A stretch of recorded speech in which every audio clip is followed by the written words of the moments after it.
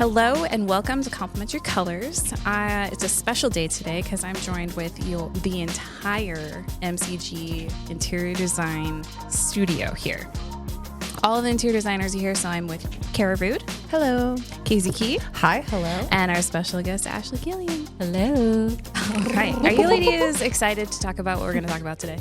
Yes. Always. Intimidated, but ready. All right. Well, let's dive into neurodiversity.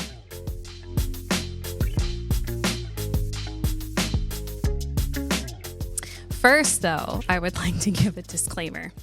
One, it's a very big topic, so I think it will split some of these conversations up into a couple episodes because it can definitely fall into different sectors of which we do inside of our office, like transportation, healthcare, education, not just the workforce.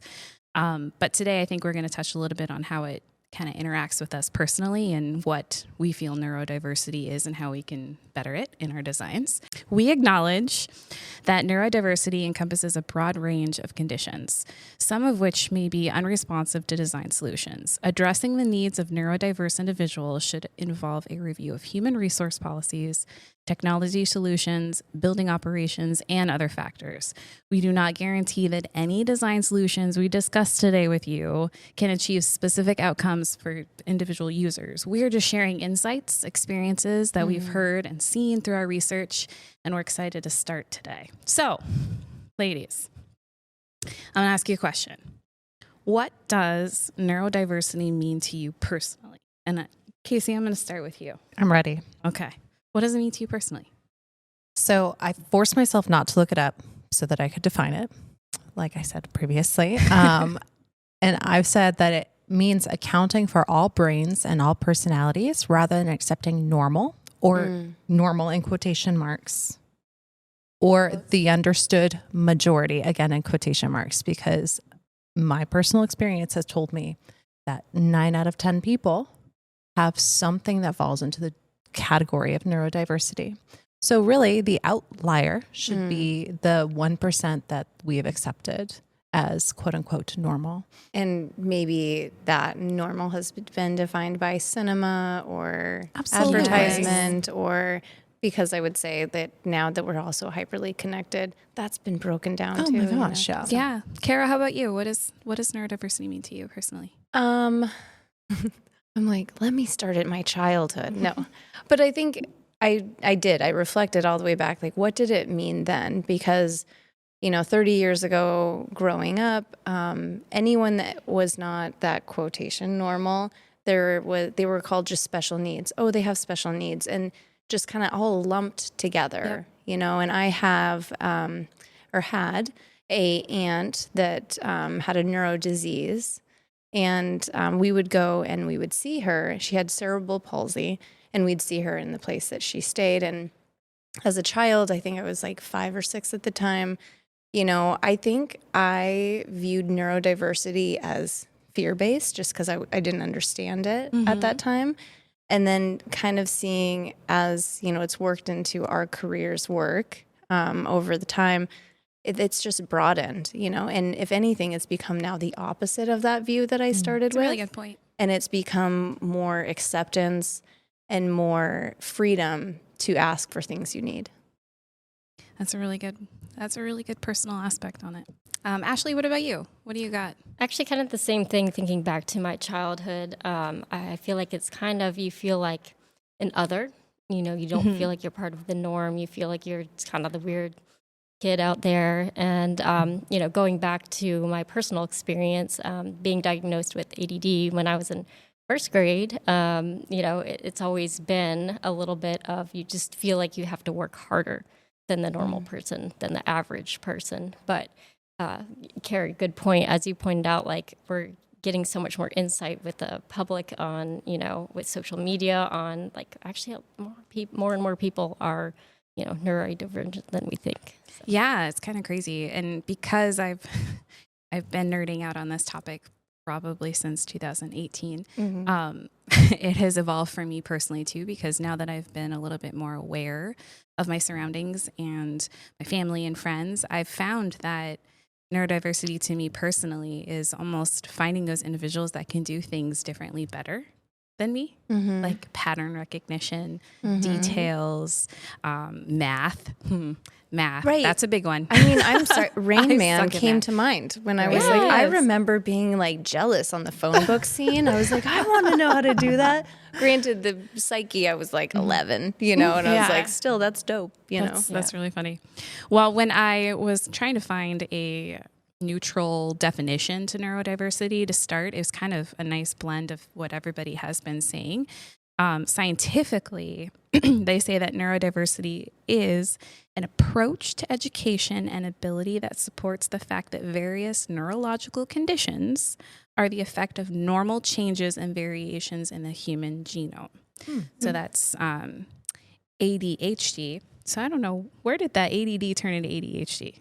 That's a good question. I'm not sure because, I grew up in the 90s, as a kid, it was always ADD, attention deficit disorder, and then it became ADHD. I guess that they did discover that there's two kinds of ADHD. I was going to say there are two different types. Because there's the inattentive and the more like hyperactive. Like it used to be autism, and now there's a broad Autism, spectrum. Down syndrome. So true. And autism was the Asperger's, next one on the list, along with just other types of like neurological disorders similar to your aunt that you were talking about.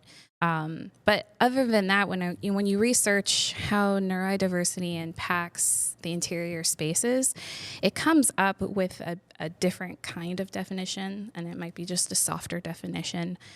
Because we are realizing how many people around us are neurodivergent. And it's just basically saying that research highlights that neurodiversity is not defined by a deficiency in comprehension, but rather a difference in how people process information. Which I was like, that's perfect. It is a difference in the way people process information. There we go. We're all on some different level of that. So I thought that was really interesting. And then there were a couple key terms that I wanted to go over so that we can lay some playing fields for the next following questions I have for you. And some of those key terms are one that we've used before, neurodiverse, referring to the group of people with a variety of neurological conditions. So that's neurodiverse. Neurodivergent is individuals who think and process information in a different way than norms of particular culture. So we have neurodiverse and neurodivergent. Okay. And then we have neurotypical. Neurotypical are individuals who think and process information in ways that are typical to their culture. I'm glad they added the caveat of culture. Exactly. That's a really good point. Yep. And then we have within both of those sectors, there are hypersensitive. And hypersensitive individuals are those who can easily experience sensory overload or overstimulation. And then we have hyposensitive.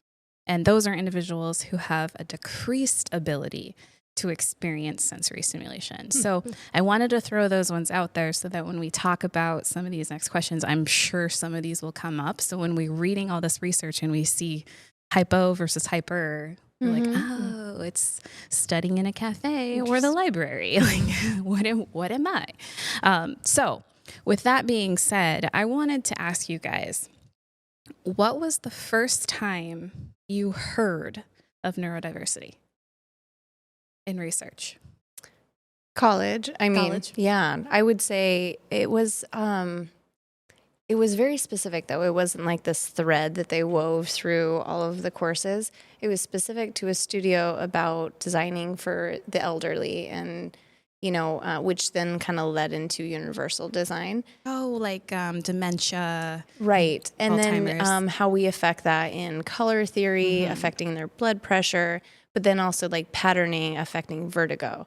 So vertigo was always that the kicker that they were like the eyesight. So I was trying to think how that would even apply here because they were hypersensitive, to the patterning. And so we needed to calm that down. And then really the same thing where color theory, like it just needed to be more calm, but then contrasting because they were losing that ability to see contrast as easily.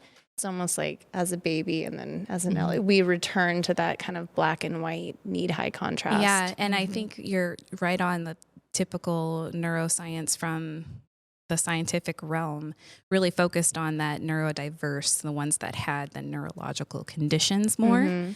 And typically, many of those, almost 99.9%, are hypersensitive. Interesting. So they almost went hand in hand. Interesting. Which is interesting, yeah. Yeah, but I would say besides that, it really didn't hit home until you started studying for your healthcare test. Yeah. And then it started coming into my life. Know? Yeah, Did you a know lot this? more. So Did you know would that? be my most recent. You're such a great conduit for information. Casey, what about you? I probably didn't hear the term in a formal sense until after university. And specifically, I remember hearing it at ILFI. ILFI, yes. For those who don't know, the Institute for Living Futures, International Living Futures Institute. There it is. you go. I had to think about it. Those acronyms. I just know it as ILFI. So that was probably the first time I heard it in a formal setting. I had always grown up around now being able to label neurodiverse people. And a lot of people in my family have aspects to their personality that could be categorized as neurodiverse. But I was taught from a very early age that it doesn't matter like how you learn or, at what rate you learn or how you intake the world, that you do it in your own way. And that's totally fine. And you do it at your pace. And that's good and beautiful and right. So I was introduced to that concept young, but couldn't have put a label on it until later in life. That's really cool when you're like, oh, I knew that, but I didn't know it in that sense. It was almost shocking to hear that that's intuitively. Something. Yeah, it was like, why isn't this? Why don't people think about that? Yeah, it's like you don't really have to define kindness. You just know that someone's kind, and then you're like, oh, that means kindness. Unless it's kind you of how haven't experienced kindness. Exactly. Well, that's a good point. So good point. Valid. What do you think? Ashley, what do you got? Well, I was ADD, so I wasn't paying attention. No, I would say I honestly... And mic drop. That was a good one. I honestly don't know that I've actually heard the term, and maybe I had, and it just didn't, because I didn't process things differently. But, until more recently, I was scrolling through Instagram. There's that funny video of Parks and Rec that don't be suspicious. Don't be suspicious. Don't be suspicious. And it talked about like neurodivergent brains trying to leave a party. And I'm like, oh my God, that's me. And I was like, so then I had to Google the word. I was like, oh, okay, this is what I, or what I've dealt with a lot of my life. So, it's just kind of and I do recall in university studying about the different contrasting color, yellows for, nursing homes and things, the high contrast. And so I've heard all of that, but I didn't put it all together into like neurodivergent. So yeah, it's pretty interesting. I feel like it's a pretty new umbrella. Yeah. It is for the majority. I was just going to say, like, I'm with Cara with like learning some of that stuff, almost because I minored in psychology too. So there was a little bit of an overlap between what my interior design studies were and the psychology studies. But it really wasn't until like 2019 when I was studying for that healthcare test and had just passed the Well Building Institute test, because the healthcare one goes very specifically into those neurodiverse conditions, right? And focusing on how and not all the features of Well. Yeah, but then Well was really touching on all of the other neurodivergent things that are so common, but never were labeled. Like Ashley, just like you were saying, it's like, oh, that's why that intuitively felt good to that person. Now we just have a scientific reason why, and now can design in a scientific way to give people choice and control of what they do during the day. So it really was in that 18-19 study mindset time frame of my life, where right before the pandemic, and then I think the pandemic also really shed light onto with like the common, the public, outside the profession. I think there was they couldn't define it.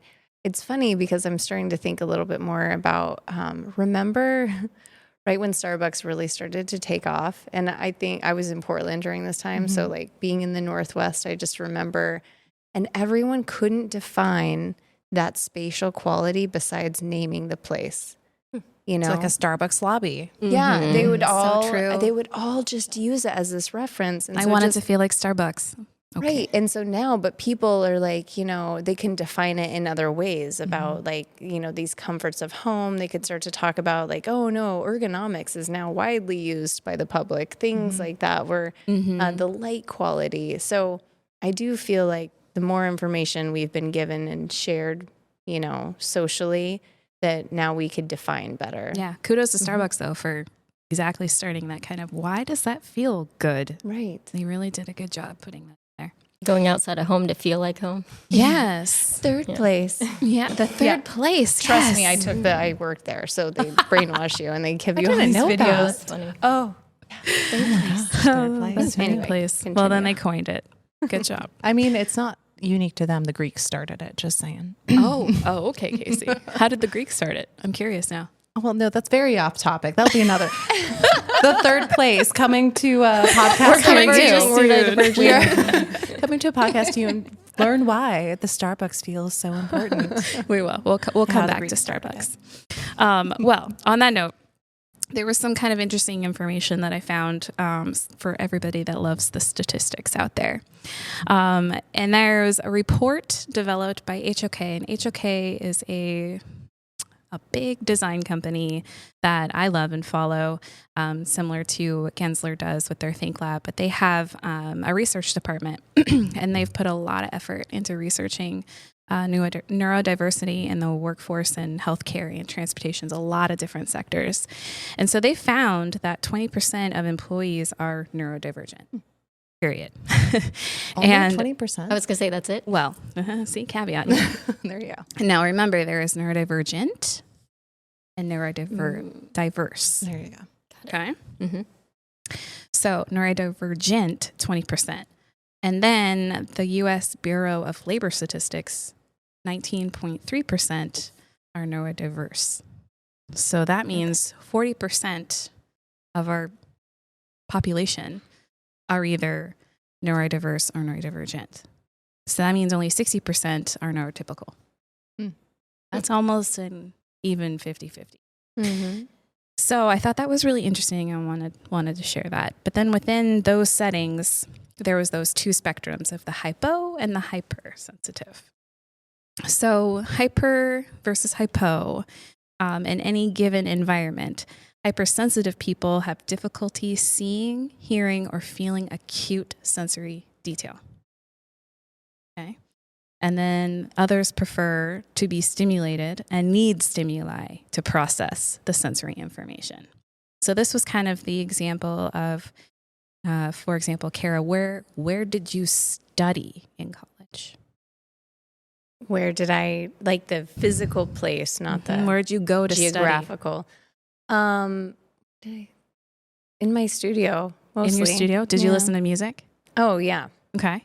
The So it whole wasn't time. quiet. You were in No. your home. I love that she's typecasting me because she's like, oh, she's going to be hypo for show. And I'm like, Just asking. But yes, I like to be around a lot of people, a lot of things happening. I actually went to the public library also, just because I liked the energy around me. If I went home and was like in solitude, I'd get distracted or fall asleep. Interesting. Yeah. So I was the opposite in a way because I didn't like the library because it wasn't activated enough. So it's probably just a difference between our library. So I find myself at Starbucks. Oh, wow. Random.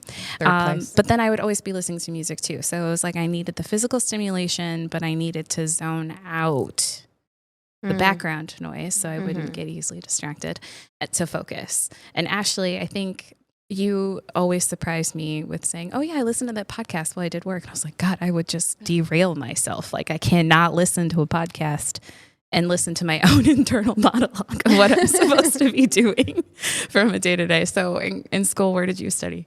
Usually back at my dorm or my apartment. I think kind of being more sensitive to stimuli, it was like distracting being at the library, but it was people doing. So, it was harder to focus. So actually listening to music, in my apartment was probably So no best. physical stimuli, just mental stimuli. And Exactly. then Casey, what about you? Where'd you study? It changed. So for our audience, I grew up homeschooled, K through 12, which is a very different world to live in, especially when you learn to study and take courses and do all of that solo dolo. Like I was by myself. I had my brothers around until high school. And then high school was just me and my mom.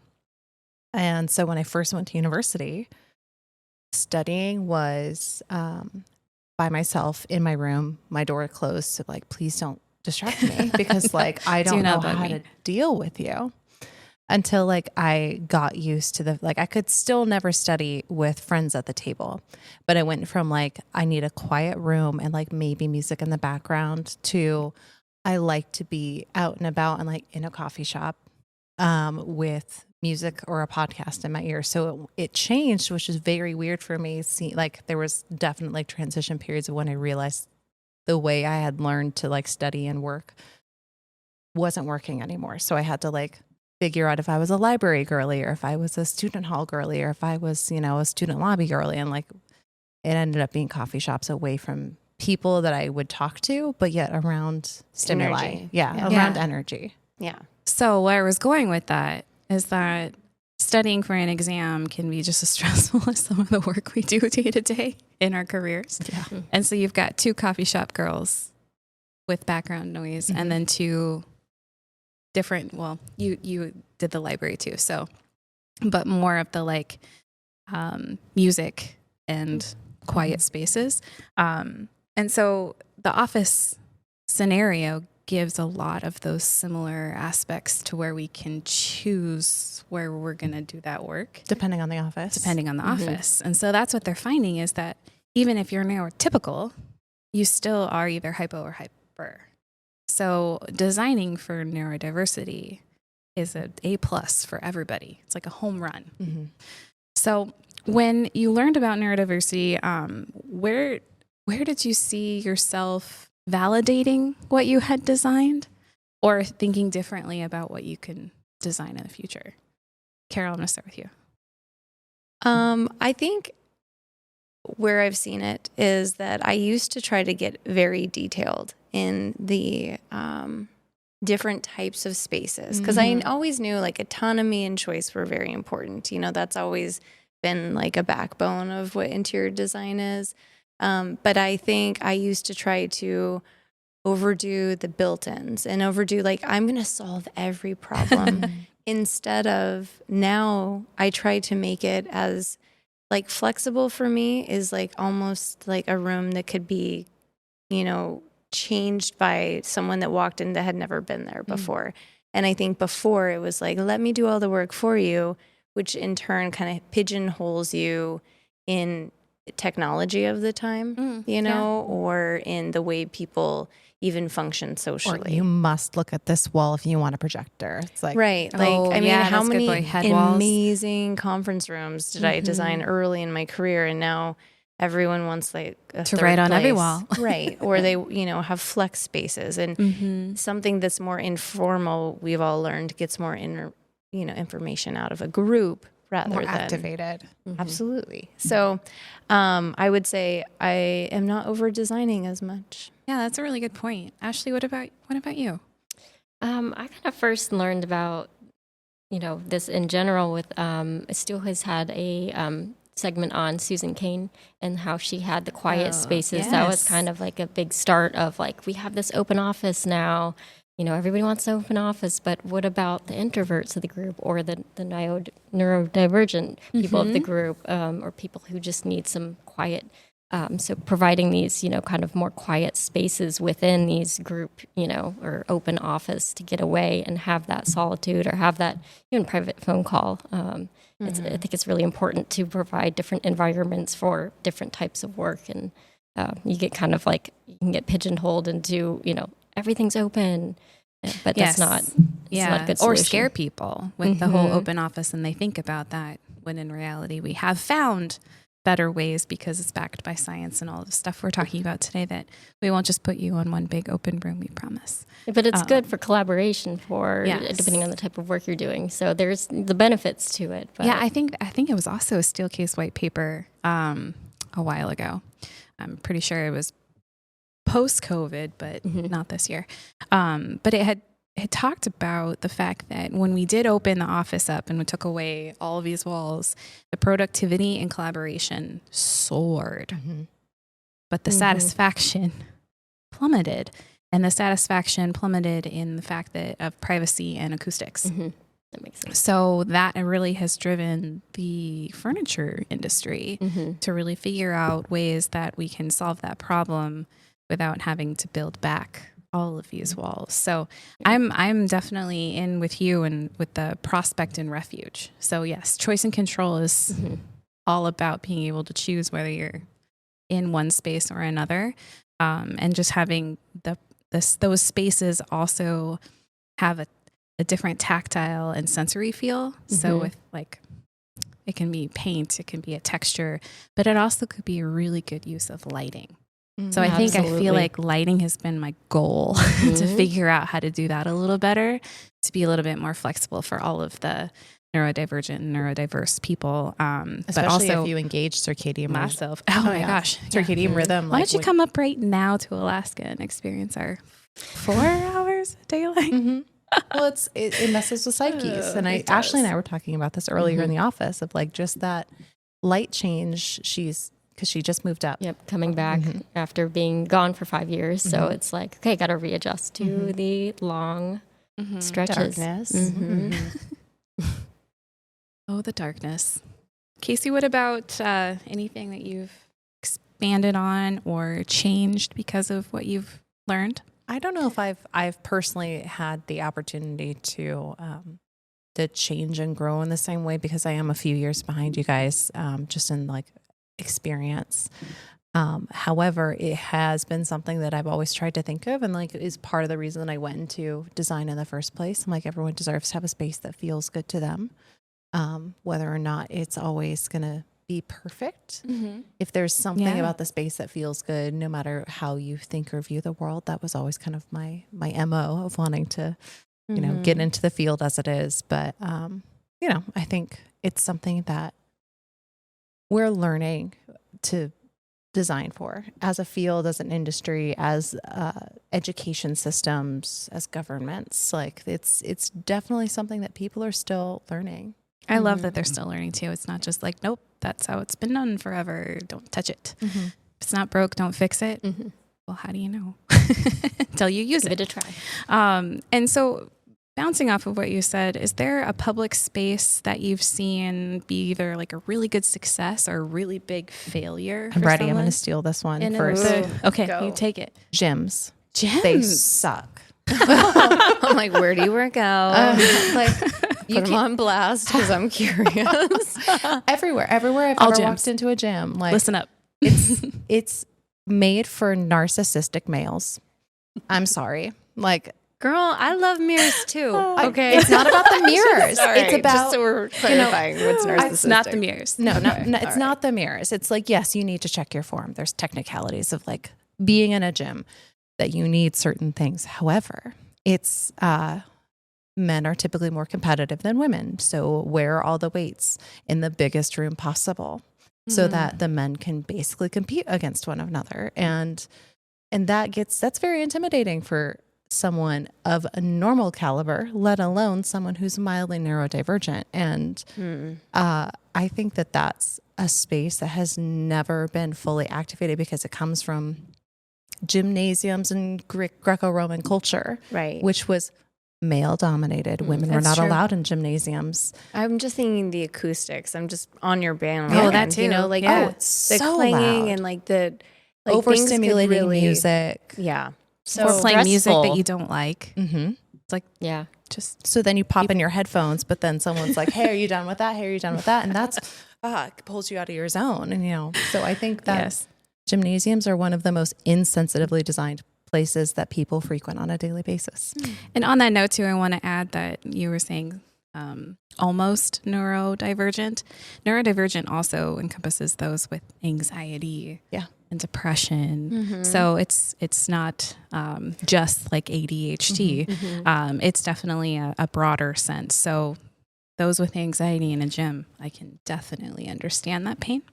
Ashley, what about you? Do you have any success or failure stories? I would just say, you know, being sensitive, hypersensitive to my environment, being places that are so freaking loud. It's just, bad acoustics, bad lighting, just the kind of general vibe, using your five senses, go through a space and use your five senses. And if anything's getting overstimulated, it's like, it's not good. Gyms Coming agree. from a soccer mom, sports event family. Right.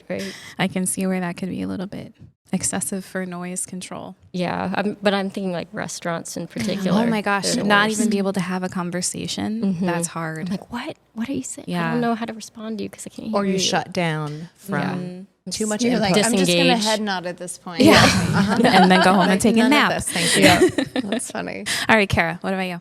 Malls. Ooh. It's because there's some psychology behind malls. I Yes. don't know if you guys have ever let yourself really dive into they're mapping us, the way they put stores Being next to other manipulated. stores and the lighting change. They're trying to have unique experiences back to back to back to back. But yet you're in this cattle corridor most of the time. It's like Disney World. Where you're trying to avoid the middle because that's the most aggressive socially. Seriously. Do you want to try this sample? Right, constant. But I would say thought that was a good it could idea? also be such a wonderful opportunity for people that, have neurodiversity needs, that it's like if it was categorized not on consumption, which it will never not be about consumerism, it's, but if a mall maybe took an opportunity on a revamp to put stores like each other next to each other, then all of a sudden the kid zone would be very well established, or you would start to establish a deeper experience, which would be almost one that was sought after. It wouldn't be as sporadic. It would allow people to choose. find their group better and what their comfort level, not segregation wise, but between how people view, or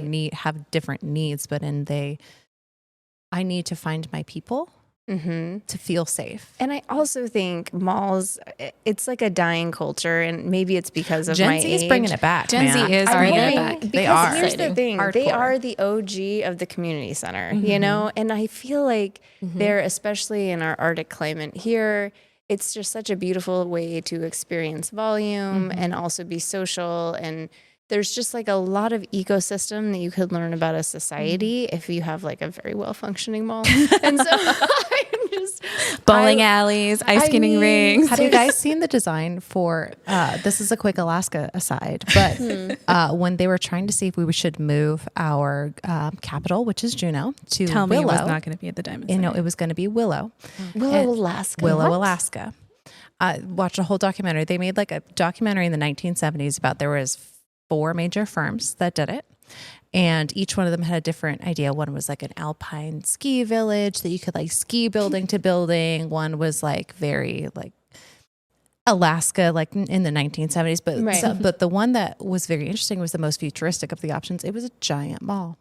The whole town of Willow would have basically been under one roof. Can I just say right It's now, Whittier. every That is building crazy. in Fairbanks, the campus and our DOD facilities are all raising their hand right now. They're like, yo, we're like malls. You're like, we did that. We have Because it's connecting negative corridors. 40 degrees. I know.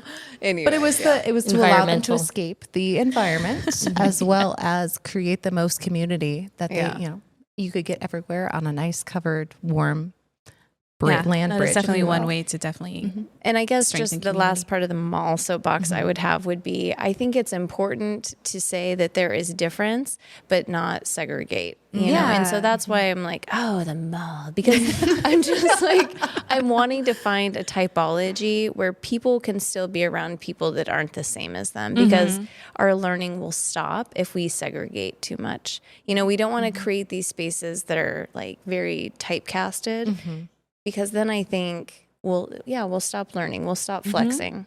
Yeah, definitely. And exploring too. When you're placed, the shops are placed different, then you can go and explore. It's oh, I might not have done that, gone past that store because I was looking for this certain store, and, sparks your curiosity. Stop in. Yeah, that's a good point. And I recently, I'm going to use an example from a recent trip that I had. And it was, I won't call out the airport because a lot of airports will function this way. But now that we've gotten rideshare under our umbrella of options, getting to rideshare from anywhere in an airport is so different anywhere you go, that anybody that has any slight of like just anxiety in general, I'm like, it's anxiety causing. Okay. Yeah. it's just it needs some help. So I think that is one that I can see can definitely benefit from some of these things. So on the topic of what we can do better or what we're doing good in public spaces, there was an article that another design firm, that I will put all these in our show notes too, so you guys can have access to these. But they basically had a couple segments of what we could do to think about designing it a little bit better for all of neurodiverse and neurodivergent individuals. So the first one was stimulation versus naturalness. And I thought that was kind of cool that they used naturalness, not nature. So we hear that on, buzzword. Yeah, and it was like really for them, it seems they said it was like the most difficult elements for them to define because it was almost too simple. Like stimulation, nature, but nature also has stimulation. So you're basically saying that there is always going to be a fine line of a balance between what we provide. And it kind of goes back to what you're saying, Cara, of choice and control, right? If we provide the options to either be stimulated when you need to be stimulated or have naturalness when you need that respite and that comfort. The next one was flexibility, adaptability. The next one was flexibility, adjustability, and opportunities for movement, which I thought was really smart because that also goes back to the well and furniture. Ashley, you want to talk more about like how that could be in furniture? Movement within furniture. Well, obviously height adjustable. It's like the first easy, thing. Yeah. So sit to stand desks. And they make even like treadmill desks or those, I've seen the cycling ones too. So if you're looking for like physical exercise, they have those as well. But just even going from sit to stand is helpful. Yeah. So they're wobble chairs and education. wobble chairs. Good Yeah. What is the surfboard thing we have? That's awesome. Have you stood on it yet? Oh yeah. I'm into it. I thought it It's was that or funny. coffee. Because Rob came around the corner. He was just using it as like when he was sitting and like a foot fidget. Oh, And then he saw me standing on it. He's like, oh, you could stand. I was like, well, you could do either one. It's encouraging you to be creative. I have seen there, on the subject of movement, there are things you can get off of Amazon that will hook onto airline seats that give your feet something to swing on for those who can't sit for long times on airplanes. And don't your kiddos have a really cool, I know that they're bigger now, but when they were no, we little. still use them. Yeah, so explain this. Oh, well, This it is just a great turns example. the whole thing into a couch. It's So awesome. it's like a blow up shaped in the That's so space, fun. like between the chair. And so they just lay out on like this bougie bed. And so on a 7-hour flight, you're just looking over and they're like stretching. You're like, to be a child again. Right. I'm like, you can't wake up cranky. Okay. It's so funny. Yeah, all of these examples, they're basically just saying that you're creating micro environments. So having that couch in a plane is a great example, or having one focus room that has a walking treadmill so you can check it out and take your meeting while walking. You know, it's an option for you to do. Or having a walking track built into your office. Just walk around your office, enjoy the views, and talk to your coworker. So micro environments was the next one. And then the third one was supporting different levels of privacy for social interactions, which I was like, okay, different levels of privacy in social interactions. And my mind immediately went to like your restaurant example, right? There's a lot going on. It's very social, but you have different choices of where you can sit. The booth, the center, or what's ever left over, which sometimes, you know, like if they put you in the center of the room and it's empty, it feels a little weird, right? But Like, they why put have I been othered? Why? Why can't I have the corner? But if they put you in the center of the room and it's busy and activated, it does not feel weird. So it's kind of also how social the location They is. put you right next to the door and you're like, thank you. I like to be facing the door for safety Yeah. issues. Or if it's cold, then you're like forgetting to breathe all the time. Yep. If you're Little by a things. window or any of the HVAC units. The fan's on, you're like, Yeah. So creating an environment that caters to multiple different types of activities in that social hub. The last one, or the second to last one, was to simplify wayfinding. It's like, yeah, that's definitely. It's like your airport I was example gonna of say, back finding to the ride share. Yeah. And it also nods to like universal design, right? It's a lot of Multicultural. Like, they're Multicultural. symbols for a reason. yes, and having our pictograms. You know, there's not just words in a language. There's pictures, there's colors, there's body language. There's a lot of things that can happen. Even lighting levels, you know, to direct your eye one way, or don't look down here, it's dark and gloomy. Like, just direct yourself to the bright lights shining above. But I thought that was a really great one to tie back to the fact that universal design is designing for all of these as well. So we have been slightly doing this for a while. And the last one was to have a larger focus on specifically enhancing universal design. So looking at ways of designing that's not like too limiting. And that might be, an example would be like, we have an ADA height countertop. How many of us fit an ADA height countertop? I do not. I am too tall. I just looked right at you. Yeah. Thank you. So it's like, okay, well, how can we design this location to accommodate multiple different sizes, not just those in a wheelchair, and those in a wheelchair that are 6 foot males. That was the other thing. It's like universal design had started with our veterans coming out of our world wars that typically were 6 feet and male. So a lot of these were designed to accommodate them. And there's more individuals now that need to have more promoted comfort than back in our World War days. Knock on wood. So with those 5 sections of options for improvement, is there like one thing that like sparks out and you're like, yes, I'm going to do that tomorrow, or I just did that? I mean, for me, I'm going to dive right in here. It kind of makes me a little mad that we have to say this. Yeah. Because like, I don't care how neurodivergent you are or how non-neurodivergent you are.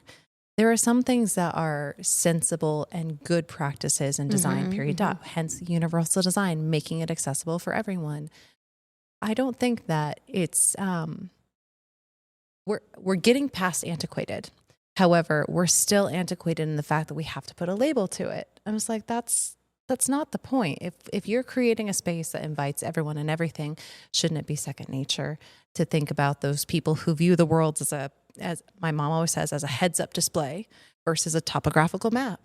Like, think about the way that we do wayfinding. It doesn't matter how you associate the way you think or the way you process. The world should be open to you, no matter what. I agree completely. Cheers.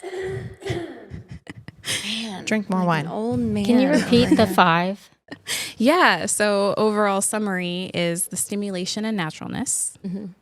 Then we have flexibility, adjustability, and opportunities for movement.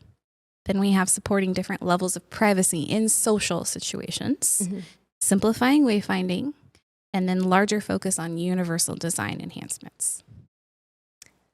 The naturalness really hit me because I feel like because we do a lot with technology and in our profession a lot. You know, it's hard not to do the shiny thing, but I mean, it's as simple as having an operable window so there's airflow, or a personal fan, or a task light. I mean, these don't have to be crazy moments that help neurodivergent people feel more at ease and comforted. And so I guess it's kind of more the same of what I said too. I used to be highly detailed, which felt maybe more narcissistic in my earlier days. Like, I know exactly how big of a book, like all the But you tiny did. things, you know, I knew exactly knew what that. you needed. And now it's like creating space that could become so many different things and keeping it to a natural texture. I think it might freak people out if they were to touch something and this feels like plastic instead of wood.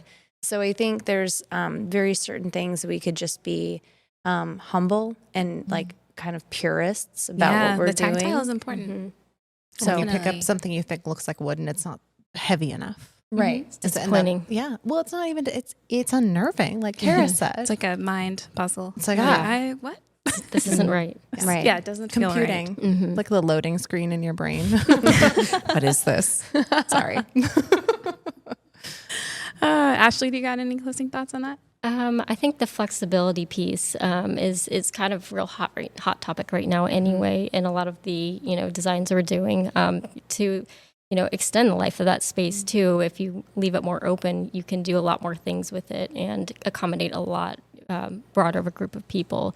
It's hard to do a one size fits all. That really doesn't exist. So being able to flex the space and create different things is pretty that's really important. And I'm going to take a 180-degree spin here because researching the neurodivergence, you're finding people like Thomas Edison, who we had talked about on a previous podcast, and Albert Einstein and Henry Ford and all these really monumental people in our history. And I was like, how can I learn from them? Like reverse almost the conversation.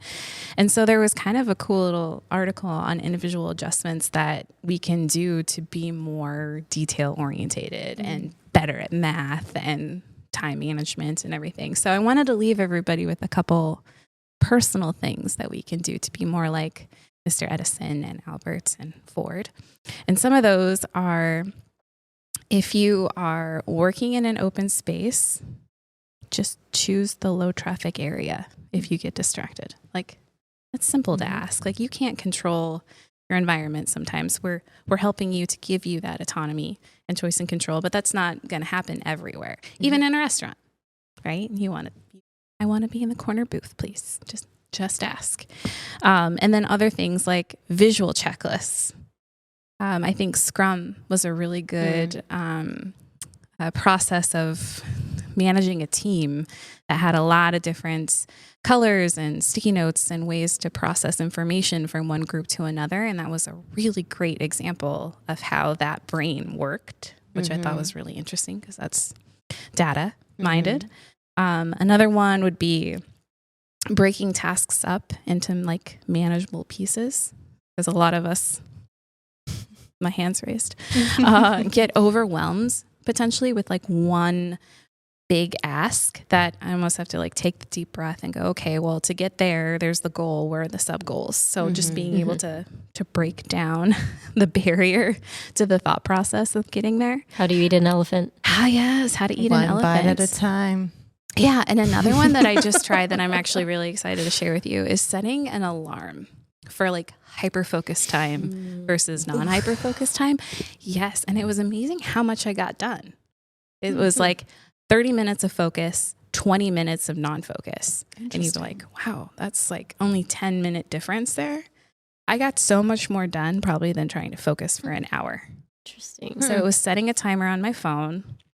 This doesn't have to be your phone, but setting a timer for anywhere between 20 and 45 minutes was the study, to focus on something. And you just can't do anything else but what you told yourself to focus on, unless you're done, of course. If you finish the task, yay, congratulations, that's awesome.